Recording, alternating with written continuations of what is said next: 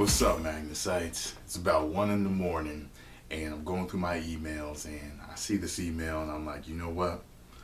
I need to do a video on this one. You know what I'm saying? I've actually touched on this subject before here and there, but never done a video dedicated to it. And I can't be as loud as I normally am because it's 1 in the morning, and I live in an apartment complex. But I'm still going to be me. So let's get this on, all right? Now it says, Magnus, I have a question for you about something that's been bothering me lately.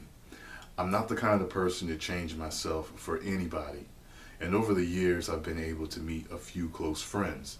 Unfortunately, I've noticed that for most people, to make friends, they try to fit a cliche or a clique, putting up a false front in order to impress others.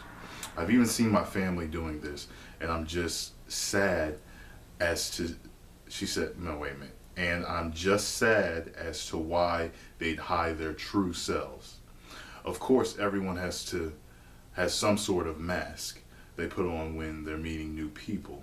But that doesn't mean that you have to become the mask so others can like you. Do you agree? What are your thoughts? Well, came to the right place. Because as you know, Magnus answers. Let me tell you a little something about myself. I went through this growing up. Rejected. I only had a couple of friends, true friends growing up. And I remember this in elementary school and a lot in high school. You know, I was always the geek. I was always the corny kid. I was stupid. I was the herb. You know what I mean? Like, people made fun of me all the time, from my haircut, to, my lips.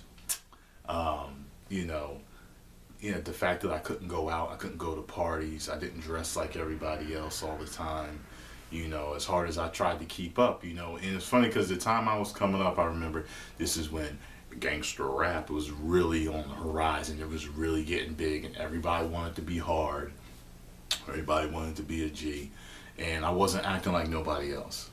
And I actually remember trying to conform to this shit. I actually remember certain guys that I knew, I remember they changed their personalities to actually fit that criteria, that cliche of the hard guy.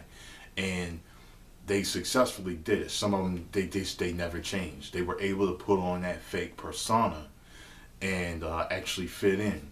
Me, on the other hand, I couldn't. I actually tried a few times. And I remember coming to high school, I remember coming to school and trying to walk a certain way, maybe talk a certain way, be hard or whatever. I couldn't do it. I could never keep it up. I don't even if they know if they ever noticed. They probably just thought I was mad for a day. You know what I'm saying?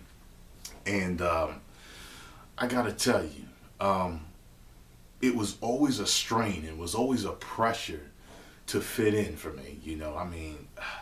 It was ridiculous for me in high school. I didn't get beat up.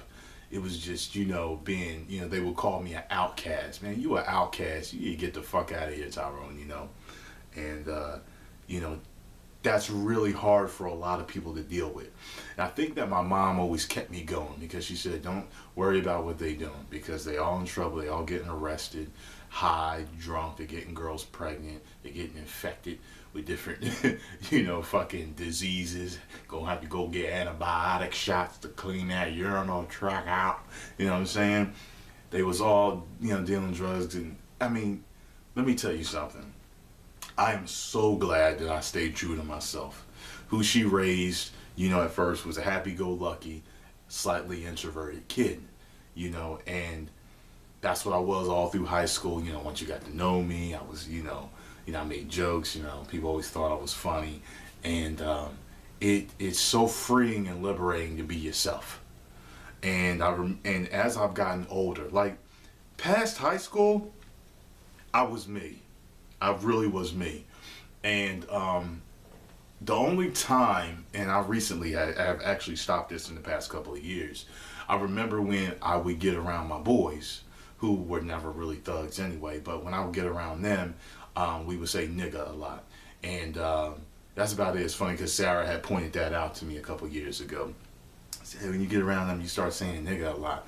And I recently, you know, because of growing as a person, I told you I always want to evolve and become a better person.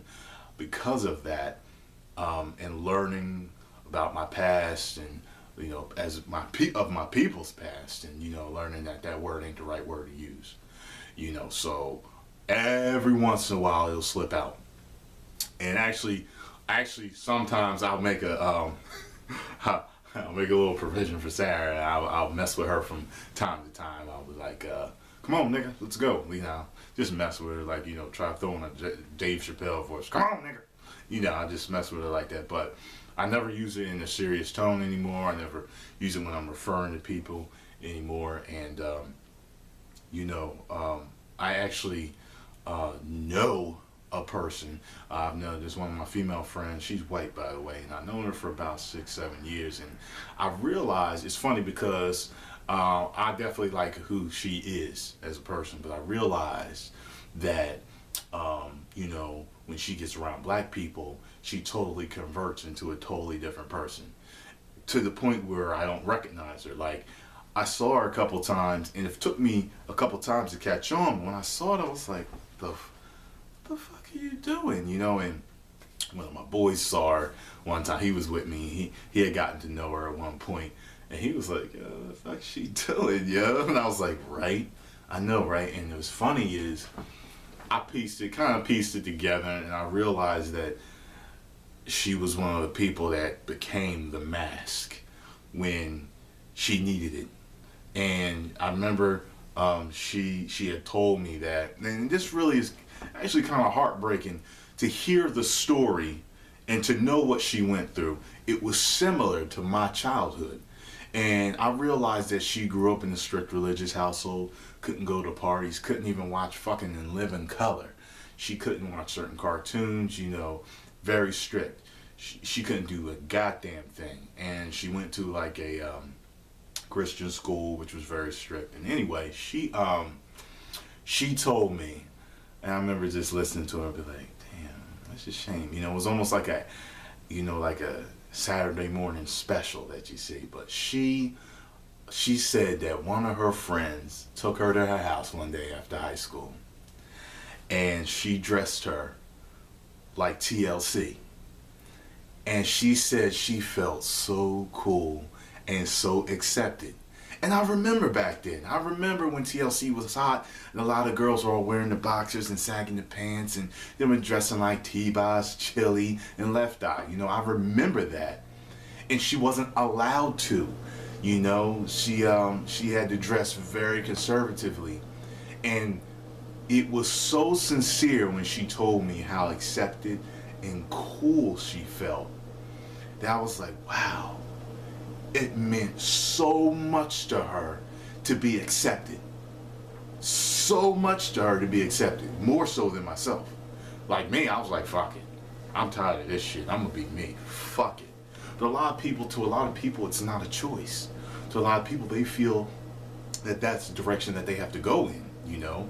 And I would hope that as she gets older, just like I've gotten older, she can realize that no matter whether they're black, white, Chinese, Japanese, Indian, whatever they are, okay, they will accept you for who you are.